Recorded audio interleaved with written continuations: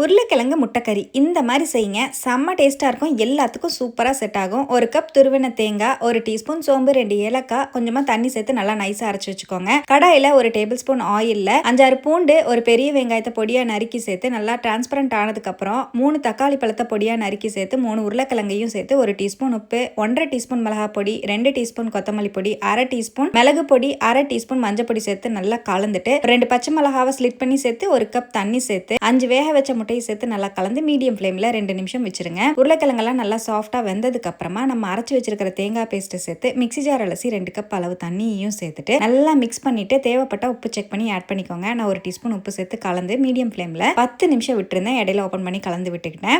எண்ணெய் எல்லாம் பிரிஞ்சு வந்ததுக்கு அப்புறமா தாளிப்பு கரண்டியில் 1 டேபிள் ஸ்பூன் ஆயிலில் 1 டீஸ்பூன் கடுகு, கருவேப்பிலை, வரமிளகாய், ஒரு பெரிய வெங்காயத்தை பொடியாக நறுக்கி சேர்த்து நல்லா தாளிச்சு குழம்போடவே சேர்த்து நல்லா மிக்ஸ் பண்ணி எடுத்தீங்கன்னா செம்ம டேஸ்டியான உருளைக்கிழங்கு முட்டைக்கறி சூப்பராக ரெடிங்க.